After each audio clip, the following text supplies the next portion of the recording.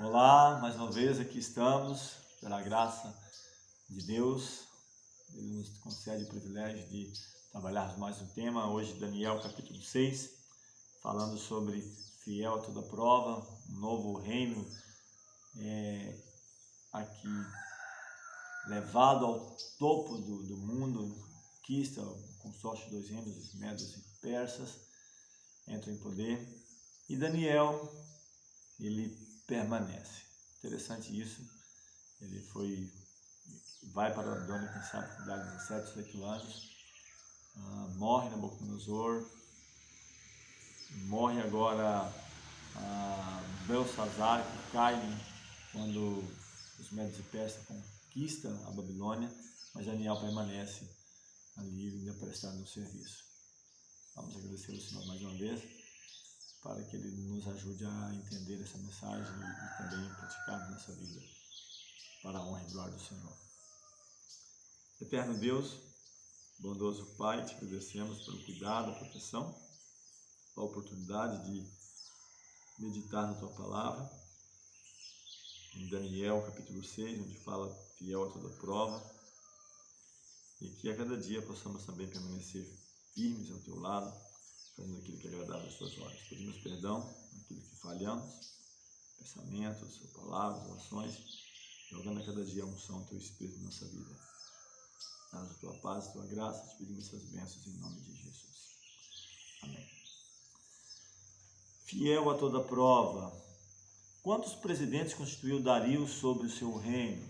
Aqui, ele, por ser o mais velho, ele se assenta ao poder, a idade de 62 anos, é dito ali no texto, e ele, até mesmo para um reino grande, extenso, para ter mais tranquilidade em governar, ele divide ali, e ele pareceu bem a Dario constituir sobre o reino 120 príncipes que estivessem sobre o seu reino. Então, esses príncipes ajudariam a governar, a cuidar, a manter informado.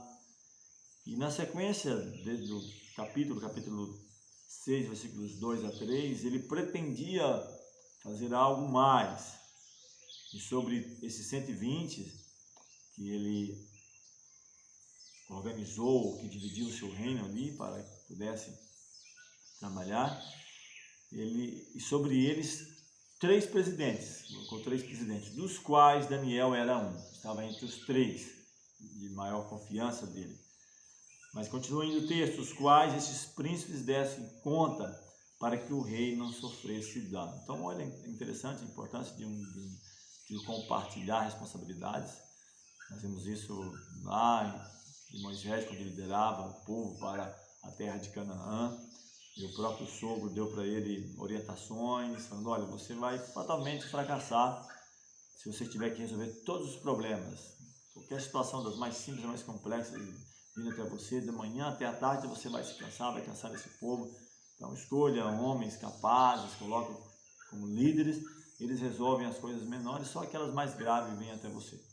Então, esse rei também faz isso, de certa forma, né? Coloca esses líderes para que pudesse governar em conjunto com ele, que mantesse informado e também que ele não sofresse nenhum agravo. Mas diz o texto ainda que, então, mesmo Daniel sobrepujou a estes presidentes e príncipes, porque nele havia um espírito excelente e o rei pensava constituí-lo sobre todo o reino.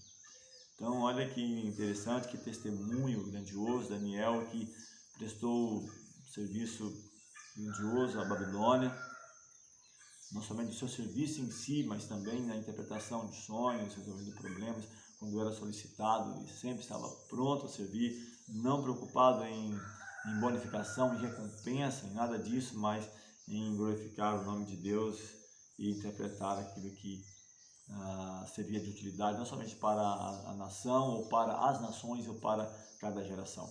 Agora, como era a vida de Daniel? Isso é interessante. Capítulo 6, versículo 4, diz que os presidentes, quem sabe, eram para ser amigos, né, porque eram líderes, trabalhavam ali juntos, ou tinha algo em comum, a liderança, o cuidado do reino e do rei. Diz que então os presidentes e os príncipes procuravam achar ocasião contra Daniel a respeito do reino, quem sabe do governo anterior, alguma falcatrua, algum desvio de verba, alguma coisa que pudesse incriminá-lo, mas não podia achar ocasião ou culpa alguma, porque ele era fiel e não se achava nele nenhum erro, nem culpa. Em outras traduções diz nenhum vício, era inculpável, não havia nele algo que pudesse incriminá-lo. E me lembro agora do que diz o apóstolo Paulo, que escreveu: cortar a ocasião para quem busca a ocasião. Então, revirando ali os seus arquivos, o seu escritório, quem sabe a sua vida pessoal, tudo, as pessoas mais próximas, nada acharam em Daniel que pudesse incriminá-lo. É impressionante. Será que poderia fazer isso com a minha vida, com a sua vida, nossos negócios, nosso trabalho, quem sabe na escola, no nosso dia a dia, nos nossos relacionamentos, em casa, fora de casa? Como é? Será que por detrás dos bastidores permanecemos fiéis a Deus, também honrando ao Senhor, nosso semelhante? É uma pergunta para considerarmos. Agora, o que foi tramado para Daniel? No capítulo 6, versículo 5, diz que esses homens disseram: nunca acharemos ocasião alguma contra esse Daniel, se não a acharmos contra ele na lei do seu Deus. Provavelmente eles já haviam presenciado em alguns momentos a vida de Daniel particular, pública e também, quem sabe até mesmo a sua privacidade, em alguns pontos, a sua fidelidade, algo que eles pudessem utilizar para incriminá-lo. E eles, com a intenção de incriminar Daniel, faz algumas bajulações para o rei, falando para ele de que durante pelo menos 30 dias nenhuma oração, nenhuma petição ou coisa alguma deveria ser feita a não ser para o rei. Ele, envaidecido, quem sabe com isso, ele pensando, quem sabe, de que todos soubessem disso, que Daniel, quem sabe, também estava a par disso, ele assina e ele então permite que fosse assim. E na sequência aqui, no versículos 10 e 11 do capítulo 6, diz que Daniel, pois quando soube que o edito estava assinado, entrou em sua casa. E diz aqui, abre um parênteses: ora, havia no seu quarto janelas abertas do lado de Jerusalém. Daniel estava aplicando aquilo que foi dito a Salomão tempos atrás, de que se o meu povo, que chama pelo meu nome, se humilhar e orar, reconhecer, me buscar. Então Daniel, janelas para a banda de Jerusalém. Diz que 3 vezes no dia se punha de joelhos. Olha só que interessante, 3 vezes ao dia se punha de joelhos e orava e dava graças diante do seu Deus, antes costumava fazer. Então, quando Daniel tirava 3 vezes no dia para dar graças, não era para lastimar porque estava em terra pagã, não era nada disso, era para agradecer, dar graças a Deus pelo que o Senhor era, pelo que o Senhor tinha feito por eles, e em reconhecimento, vamos ver também em outros estudos à frente de Daniel, em confessar o seu pecado, o pecado do povo, em suplicar o perdão de Deus. 3 vezes ele se colocava de joelhos, janelas abertas. Não era com o intuito de ser visto, não é isso, não vejo dessa maneira, mas o intuito de janelas abertas era direcionamento para onde estava o seu foco, onde estava o seu desejo. E com certeza eles presenciaram alguns momentos. Não é porque Daniel também não fosse um desocupado, não, ele tinha uma vida de ocupação, mas ele tirava esses momentos distintos, algo separado com esse objetivo, de se ajoelhar, de se colocar diante de Deus. Então, isso é muito importante. Não que nós não possamos falar com o Senhor em qualquer momento. Paulo diz: orai sem cessar. Temos um relato na Bíblia onde Neemias, diante do rei, ele estava em pensamento, em oração. Por exemplo, o caso de Jonas, que ora a Deus, nós não sabemos em que posição ele estava, mas sempre que possível, nas orações públicas ou também em particular, é importante nós nos ajoelharmos diante de Deus e falarmos com Ele. Então, isso é mais adequado no sentido de reconhecimento do eterno, de gratidão e da soberania de Deus. Então aqueles homens foram juntos e acharam Daniel orando e suplicando diante do seu Deus. Então realmente era algo preparado, né? E eles então agora tomam atitude, levam adiante aquilo que eles queriam, que era realmente incriminar Daniel. Nos versículos 13 e 14 do capítulo 6, então diz que eles responderam ao rei dizendo: Daniel é dos filhos dos cativos de Judá. Então percebe que sempre eles querem trazer algum problema para os cativos de Judá ou para Israel, assim como aconteceu também nos dias de Esther, um povinho espalhado aí no seu reino, que não segue as tuas leis, que não obedece os teus mandamentos. Então sempre mostrando, apontando, dos cativos de Judá não tem feito o caso de ti, ó rei, nem do edito que assinastes, antes 3 vezes por dia faz a sua oração. Ouvindo então o rei essas palavras, ficou muito penalizado, e a favor de Daniel propôs dentro do seu coração livrá-lo, e até ao pôr do sol trabalhou para salvá-lo. Então ele percebeu que tinha caído em uma armadilha, procurou de todos os meios, os modos, até ao pôr do sol daquele dia livrar Daniel, mas não consegue. Agora o que acontece a Daniel? Qual era a esperança do rei? Nos versículos 16 e 17 diz que então o rei ordenou que trouxesse Daniel e lançaram-no na cova dos leões. E falando, o rei disse a Daniel: o teu Deus, a quem tu continuamente serves, ele te livrará. E foi trazida uma pedra e posta sobre a boca da cova, e o rei selou com o seu anel e com o anel dos seus senhores, para que não se mudasse a sentença acerca de Daniel. Então Daniel teve que realmente ser lançado na cova dos leões. Nem sempre o milagre vem no sentido de nós sermos livres de passar por situações adversas, e em alguns casos, houve relatos de profetas que foram mortos, errados, pelo meio, apedrejados. Na própria história, vamos entrar dentro em breve, no contexto do Novo Testamento, falando sobre isso. Os apóstolos de Cristo, com exceção de João, todos foram mártires, o próprio Cristo foi, né? E isso nos mostra que o livramento nem sempre acontece, como no caso dos 3 jovens hebreus da fornalha, aqui também o próprio Daniel na cova dos leões, mas o mais importante é entender que o Senhor vai junto. O Senhor, ele deseja mostrar-nos o seu cuidado, a sua proteção, e quer que nós confiemos nele, mesmo que o livramento não aconteça. E os jovens demonstraram isso, independente se fosse ou não para a cova ou se fosse ou não para a fornalha. Qual foi a ordem do rei ao amanhecer? Versículos 19 e 20 do capítulo 6 diz que pela manhã, ao romper do dia, levantou-se o rei e foi com pressa à cova dos leões, e chegando-se à cova, chamou por Daniel com voz triste. E disse o rei a Daniel: Daniel, servo do Deus vivo, dar-se-ia o caso que o teu Deus, a quem tu continuamente serves, tenha podido livrar-te dos leões? Então ele estava triste, diz que passou a noite ali, quem sabe, coração pesaroso, preocupado, ansioso.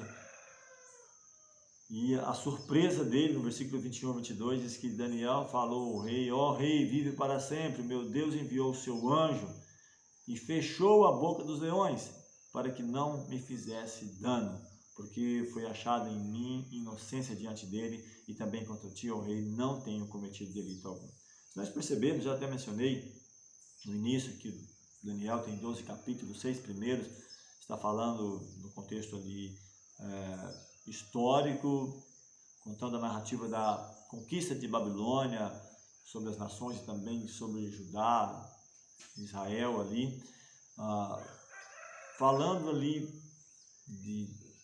a biografia desses jovens, Daniel, seus amigos se destacam. Daniel 2 fala de um contexto também histórico que deveria acontecer, mas no contexto profético, mostrando a sequência de reinos. Daniel 3 da estátua, os 3 jovens jogados nela. O Daniel 4 falando sobre a experiência do rei. Daniel 5, a queda do império. Mas a partir desse capítulo que nós estamos terminando aqui, que é a parte histórica, entramos no contexto profético, Daniel 7 até o 12, é a tentativa do homem, do ser humano, em se estabelecer, em confrontar Deus e em perseguir e massacrar o povo de Deus. Então isso no decorrer da história. Aqui nós vimos um contexto localizado, mas aqui nós vemos no decorrer da história, quando a coroa, o cetro é passado para esses impérios, até que vem aquele a quem deve ser de direito, que é o Filho de Deus. Agora, o que aconteceu aos acusadores de Daniel? Capítulo 6, versículo 24, diz que ordenou o rei, e foram trazidos aqueles homens que tinham acusado Daniel, e foram lançados na cova dos leões, ele, seus filhos, suas mulheres, e ainda não tinham chegado ao fundo da cova quando os leões se apoderaram deles e lhes esmigalharam todos os ossos. Então esse é o resultado. Pode ser que não venha no momento, e até mesmo há escrito na Bíblia que por não vir, quem sabe, tão depressa o juízo sobre as más obras, o coração dos homens está endurecido. E permanece então na incredulidade. Mas o resultado final é a morte. O salário do pecado é a morte, mas o dom gratuito de Deus é a vida eterna em Cristo Jesus. Deus quer salvar a todos, mas nem todos talvez desejem essa salvação. Agora, como o rei demonstrou sua gratidão para com o Deus de Daniel? Daniel capítulo 6, versículos 25 e 27 diz que então o rei Dario escreveu a todos os povos, nações e línguas que moram em toda a terra: a paz vos seja multiplicada. Da minha parte é feito um decreto pelo qual em todo o domínio do meu reino os homens tremam e temam perante o Deus de Daniel, porque ele é o Deus vivo e que permanece para sempre, e o seu reino não se pode destruir, e o seu domínio durará até o fim. Ele salva, livra e opera sinais e maravilhas no céu e na terra. Ele salvou e livrou Daniel do poder dos leões. Então, ele entende, ele compreende a grandiosidade do Deus de Israel, e até falamos, né, que Deus tem permitido ou permitiu que essas nações subissem ao trono, a majestade, a glória, dando a oportunidade de conhecer o Deus eterno, atuando como juiz retributivo para as nações, principalmente Israel, Judá, mas também, conforme elas não foram sendo fiéis àquilo que o Senhor propunha, também foram caindo, assim como caiu Babilônia, os Medo-Persas também caíram, depois Grécia e Roma, primeira parte, Roma Império, e depois Roma também papal.